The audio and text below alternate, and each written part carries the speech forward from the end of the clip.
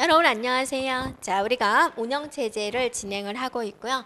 이번에는 우리가 매크로부터 진행하도록 하겠습니다. 자, 매크로가 무엇일까? 좀 생소한 친구들도 있을 텐데요. 매크로는 이렇게 생각을 해보세요. 자, 반복되는 명령어들을 이제 모아놓은 거예요. 그래가지고 어떤 일을 처리를 하는데 예를 들어서 이제 별을 100개를 찍어야 된다 라고 했을 때 별 100개를 찍는 순서를 딱 기억을 시켜 놓는 거예요. 바구니에다가. 그래가지고 자 여기는 별 20개를 출력하는 순서대로 이렇게 나눈 거죠. 그래서 이 버튼을 한 번만 누르면 여기 있던 명령어들이 순서대로 이렇게 진행이 되는 거예요. 또 별 100개를 또 출력을 하고 싶다. 그럼 또 여기 가서 또 버튼 한 번만 눌러주면 또 그게 진행이 된다라는 거죠. 예, 그런 식으로 해놓은 것을 우리는 매크로다 그래요. 그래서 근데 내가 프로그램이 2만 라인이란 말이에요. 그런데 별을 100개 출력하는 것을 딱 2번만 쓸 거예요. 또는 뭐 한 번만 쓸 거예요. 그럼 굳이 그걸 매크로로 만들어 놓을 필요는 없죠. 자주 사용될 거. 2만 라인 프로그램을 작성을 하는데 별 100개 출력하는 것을 한 20번 써야 된다. 그러면 매번 그 프로그램을 작성하기 힘드니까 그걸 이렇게 딱 마련을 해 놓은 거죠. 그래서 여기다가 명칭을 딱 적는 거죠. 이거는 뭐 별이라는 이름 딱 달아준 거예요. 별 하고 부르면 얘가 딱 작동이 돼가지고 짠짠짠 진행이 되어서 100개가 쭉 출력이 된다라는 거죠. 이런 개념이 이제 매크로라는 개념이에요. 그래서 매크로의 핵심은 뭐다? 반복될 경우 반복되는 코드를 이제 특정한 이름으로 이제 정의를 해놓는 거죠. 그래서 그 이름을 부르면은 걔가 코드가 쭈루루 삽입이 돼가지고 내가 원하는 실행 결과를 얻는 그런 개념이 되겠습니다. 자, 이렇게 매크로에서 또 다른 매크로도 얼마든지 진행을 할 수가 있고요. 매크로에 관련된 용어 몇 가지만 우리가 이제 살펴보도록 하겠습니다. 자, 매크로에 관련된 용어입니다. 매크로 정의, 호출, 확장, 라이브러리. 자, 이런 용어들이 있군요. 자, 매크로 정의다라는 것은 무슨 개념이냐면 매크로를 작성하는 것을 우리는 매크로를 정의한다라고 합니다. 그다음에 이게 사는 동네가 다른 거죠. 여기는 우리 동네, 여기는 매크로 동네. 그래서 매크로에서는 자, 매크로 정의를 한다라는 것을 우리는 어떻게 받아들이면 돼요? 네, 매크로를 작성한다라고 받아들이면 되는 거고요. 자, 매크로를 호출을 한다. 정의된 매크로 이름을 주 프로그램에게 이제 기술하는 것을 말을 하고요.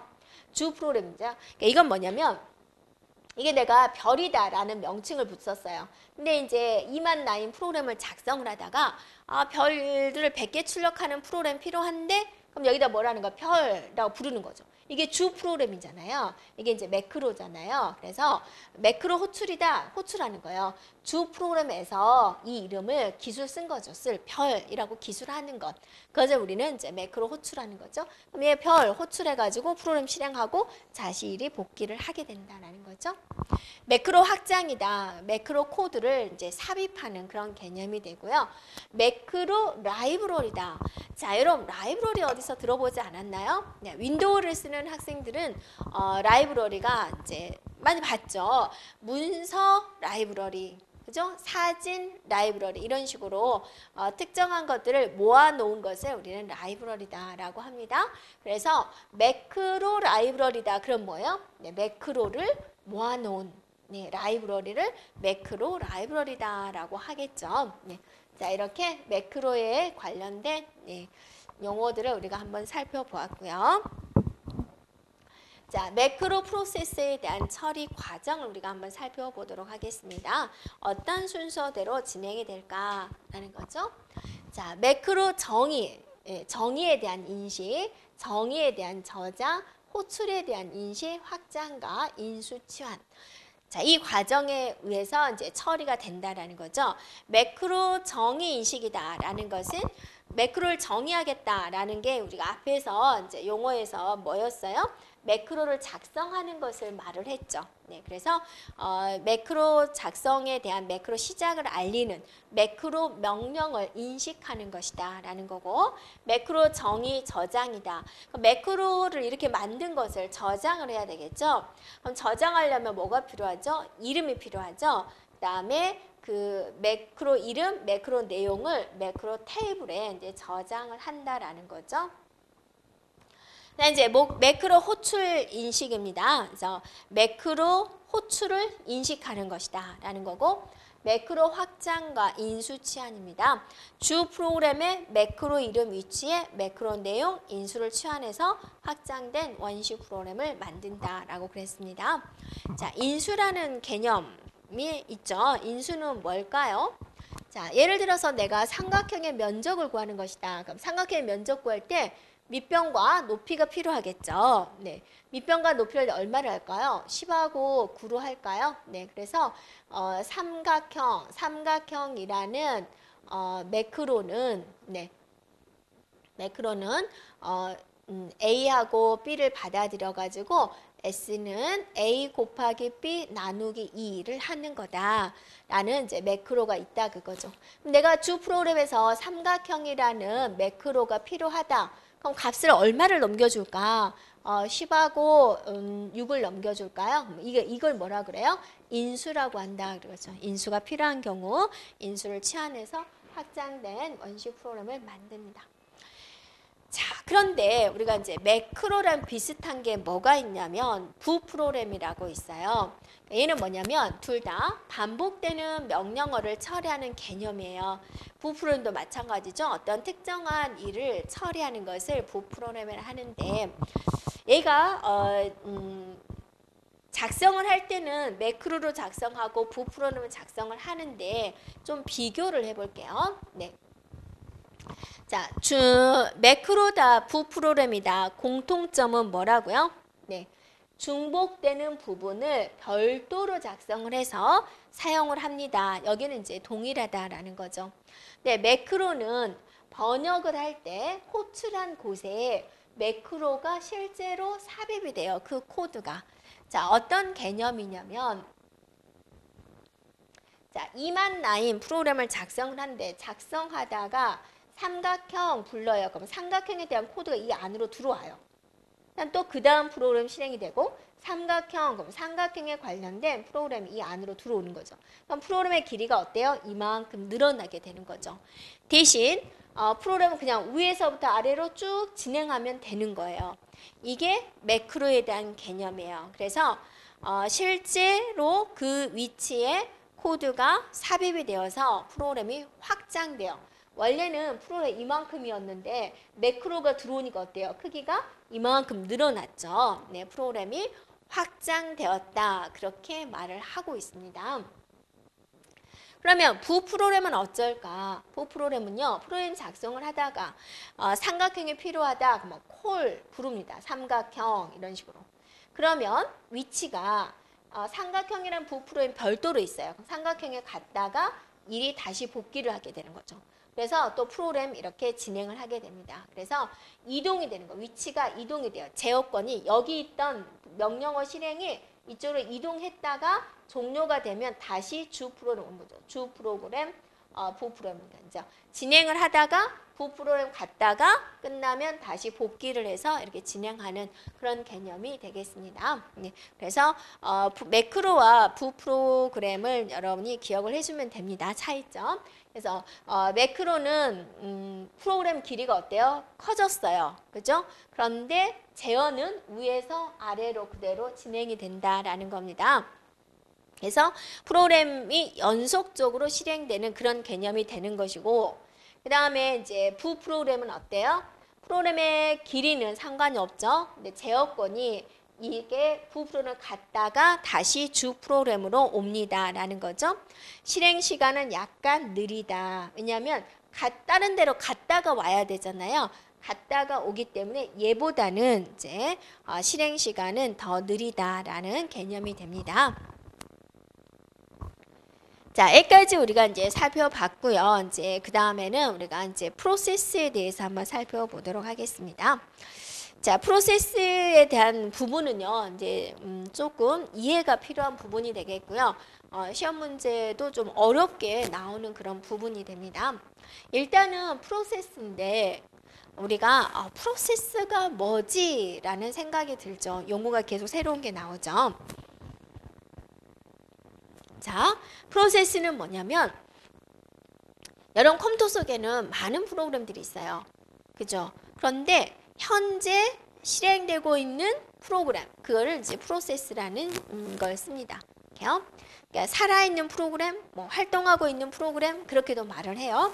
그래서 지금 현재 실행되고 있는 프로그램을 뭐라 그런다? 프로세스라는 용어로 쓴다. 그래서 작업한다, 작업이라는 용어도 같이 쓰이고 있다. 컴퓨터는요, 굉장히 빠르고 똑똑해가지고 한 번에 하나의 프로세스만 실행을 한다. 그건 너무나 낭비예요. CPU가 굉장히 많은 일을 할 수가 있고 똑똑한데 한 번 명령어를 내릴 때 그냥 한 개씩만 내린다. 그럼 너무 아까운 거예요. CPU는 충분히 여러 개의 명령어를 다 처리할 수가 있어요. 그래서 여러 개의 프로세서를 이제 사용하는 것을 우리는 멀티 프로세싱이라고 합니다. 그래서 여러 개의 프로세스를 처리하는 것을 멀티 프로세싱이라고 한다라는 거죠.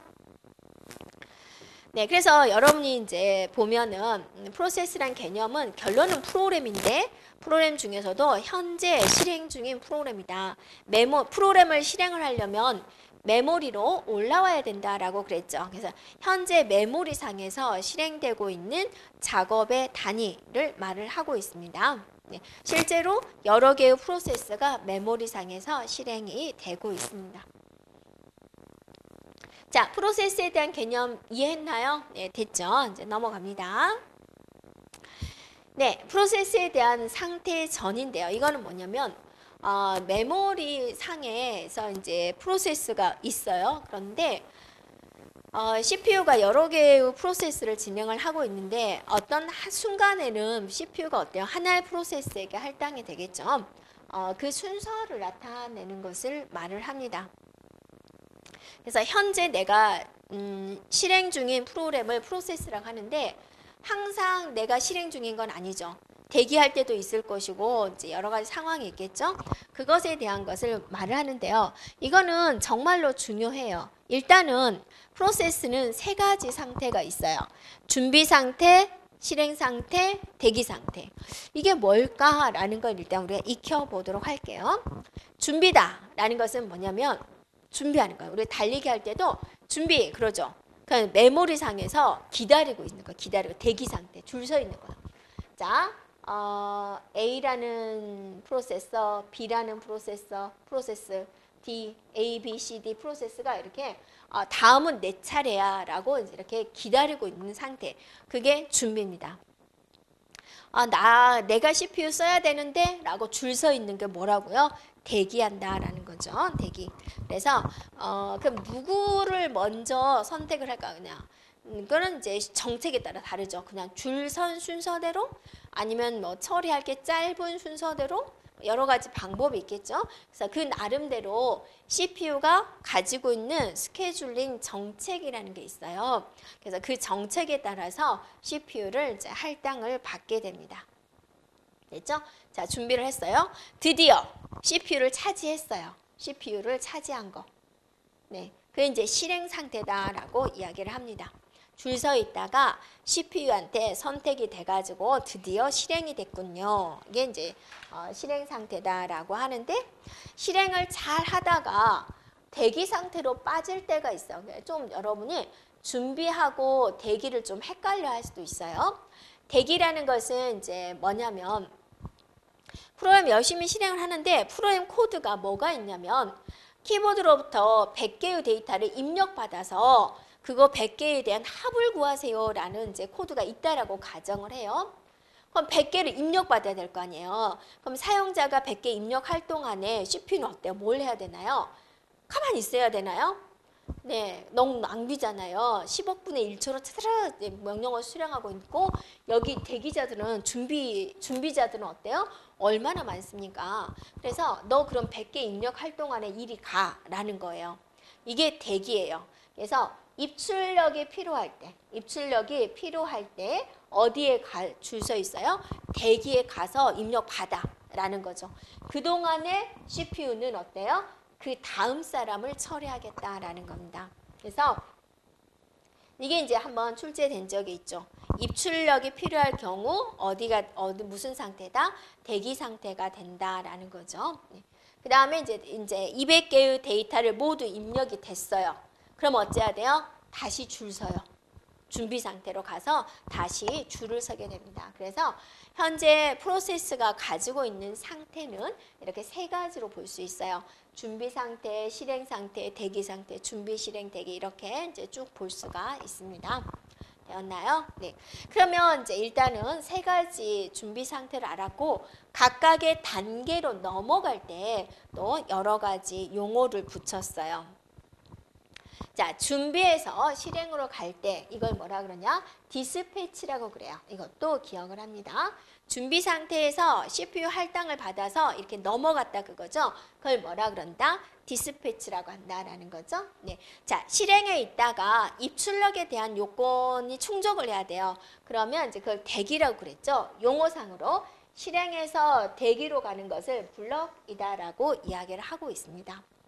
자, 그 다음에 대기 상태에서 입출력에 대한 걸 끝났어요. 그러면 다시 여기 가서 줄을 서야 된다라고 그랬죠.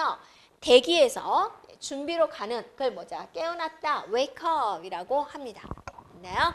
자, 이거는 이 그림 자체로 여러분이 굉장히 많은 문제들이 출제가 될 수 있어요. 그래서 프로세스의 전이 상태 꼭 기억하기 바랍니다.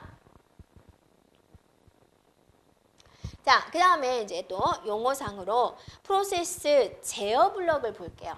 자, 프로세스는 뭐라 그랬어요? 현재 실행 중인 프로그램이다라고 그랬죠. 근데 항상 실행 중인 건 아니죠. 여러분 앞에서도 봤으니까 어쩔 때는 준비됐다가 어쩔 때는 실행됐다가 대기됐다가 다시 준비됐다가 또 준비 실행 이렇게 왔다 갔다 하기도 하죠. 제한된 시간 내에 일을 다 못 끝나면 다시 또 이제 준비 상태로 가는 거. 타임아웃이라고 하죠. 타임아웃 빼먹었었네요. 네. 실행했는데 다 이제 5분 동안만 쓰기로 했던 거예요. 예를 들면. 그런데 5분 안에 얘가 실행을 못 끝낸 거예요. 그럼 너 다시 저 뒤에 가서 줄 서. 이런 경우가 있어요. 그거를 타임아웃이다라고 합니다. 됐죠? 그래서 이 프로세스 제어 블럭이다라는 것은 뭐냐면 현재의 프로세스예요. 현재 프로세스에 대한 정보를 말을 하고 있습니다. 그게 이제 PCB에 저장되는 정보예요. 그러다가 이제 실행이 끝났어요. 그러면 PCB에 있는 정보도 모두 사라지게 돼요. 그래서 프로세스가 뭐냐라고 이야기를 할 때도 현재 실행 중인 프로그램이다라고도 말을 하지만 PCB가 있는 것이다라고 해도 돼요. 현재 실행 중인 것이 아니면 PCB는 사라지게 됩니다.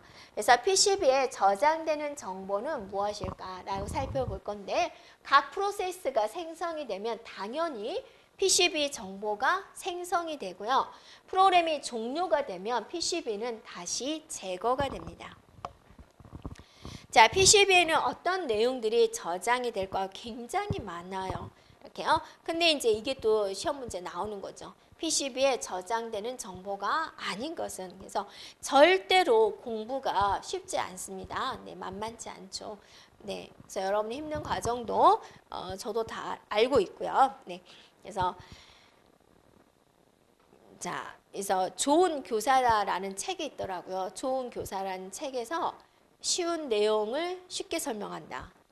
어려운 내용은 쉽게 설명한다. 그게 좋은 교사다.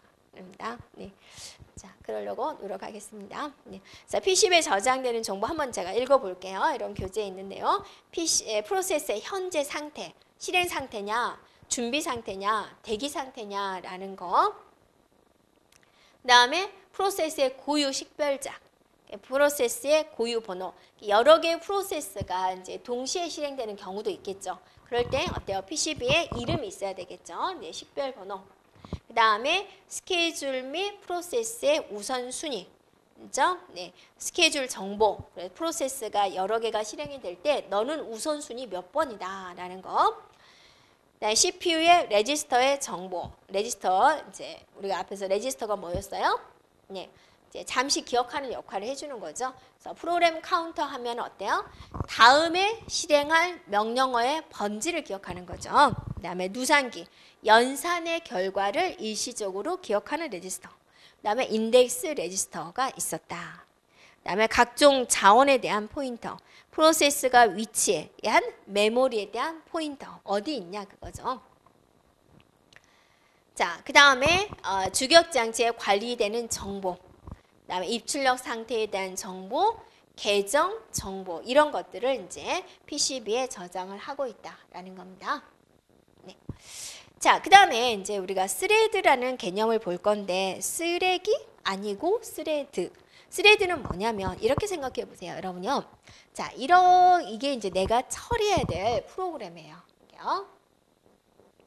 처리해야 될 프로그램인데, 이 중에서 현재 실행 중인 프로그램을 뭐라고요? 프로세스라고 한다. 근데 이것을 또 덩어리를 잘게 쪼갰어요. 이런 식으로. 이렇게요. 스레드라고 한다. 스레드. 네. 그래서 스레드는 뭐냐? 하나의 작업의 단위다. 어느 정도 작업인데요. 이게 시스템이 그때그때 틀려요. 이런 단위로 처리를 하겠다라는 그 단위 자체를 우리는 이제 용어상으로 스레드라고 한다라는 거고, 프로그램의 하나의 단위가 된다. 프로그램 중에서 이제 이렇게 잘게 쪼개진 것을 우리는 스레드라고 한다라는 거죠. 그래서 하나의 프로세스가 하나의 스레드로 구성될 수 있죠. 작은 프로세스인 경우, 작기 때문에 그 작은 하나가 그냥 하나의 스레드가 될 수도 있겠죠. 근데 큰 프로세스라면 또 잘게 쪼갤 수도 있겠죠. 그래서 하나의 프로세스에 하나의 스레드가 존재하는 경우를 우리는 단일 스레드, 하나 이상의 스레드가 존재하는 경우를 다중 스레드, 이렇게 말을 한다라는 거죠.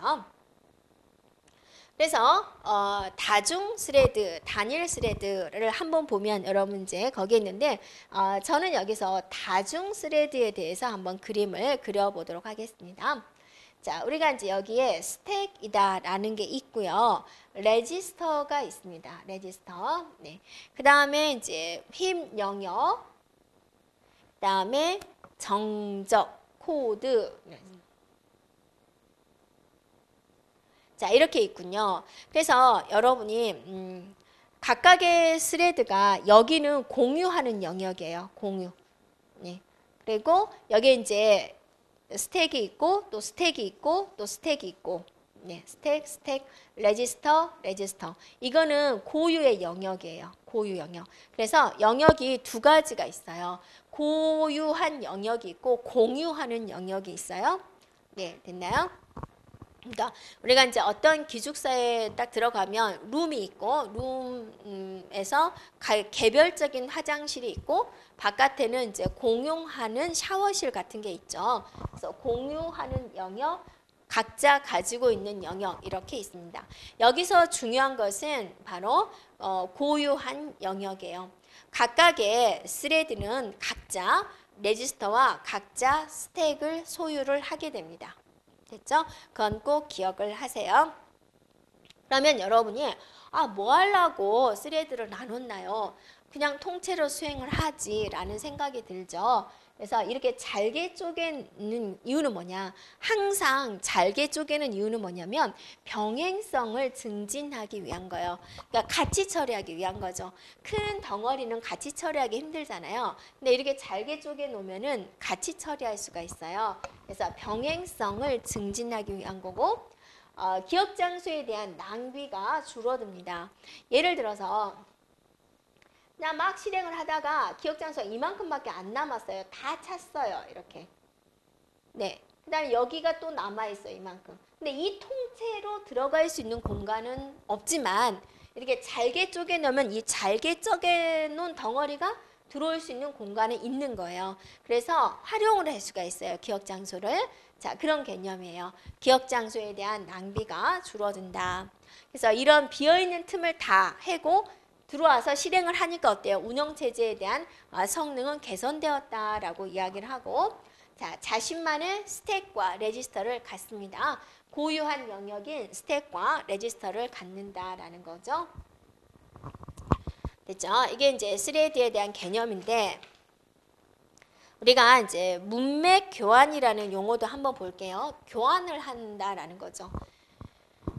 이게 나만 또 이제 이게 끝났어요. 끝났는데 이제 이런 개념이 되는 거죠. 자, 이게 이제 하는데 공간이 이제 이만큼밖에 안 남은 거죠. 이렇게. 네. 그래서 몇 초 단위로 할 것이다 라는 것도 있겠죠. 예를 들어서 뭐 1인당 1분씩 할당을 했다. 그러면 A, B, C, D가 있었을 때 4칸만 사용하기로 했어요. A, B, C, D한테 1분 동안 프로그램 실행하고 다 끝나도 나가고 덜 끝나도 나가라 그런 거죠. 그런데 그 교환하는 시간을 0.00001초로 준 거예요. 0.1초가 됐을 때 너 나가 너 나가 너 나가 그 다음 사람 들어와 들어와 들어와 그 다음에 0.001초 되면 너 나가 나가 나가 들어와 들어와 이렇게 한다 생각해 보세요. 효율적인가요? 네, 그러지 못하죠. 그냥 사람 교체하다 끝나는 거예요. 원래는 주 목적은 뭐예요? 프로그램 실행하는 게 주 목적이잖아요. 어떻게든 프로그램 실행을 해서 처리 결과를 보는 게 목적인데 어떤 알고리즘 상으로 몇 분 동안에만 이제 많은 사람들한테 혜택을 주려고 하다 보는데 1분이면 충분할 건데 0.01초로 하다 보니 그냥 프로그램 실행보다는 교체하다가 시간이 다 가버리는군요. 그게 이제 우리가 문맥 교환에 대한 개념입니다.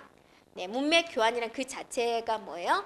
네, 교환하는데 교환을 한다라는 거죠. 그래서 문맥 교환을 하다 보니 문맥 교환이 잘 되면 좋죠. 이렇게 여러 사람한테 골고루 프로그램 실행에 대한 효과를 줄 수가 있으니까. 네, 그래서 CPU가 거기를 읽어보면 일단은 제어권을 다른 사람한테 넘기는 것을 말을 하죠. 그래서 문맥 교환이라는 그 의미를 기억을 해주면 됩니다. 그래서 문맥 교환은 몇 초 단위로 할까? 이제 그게 이제 관건이 되는 거죠.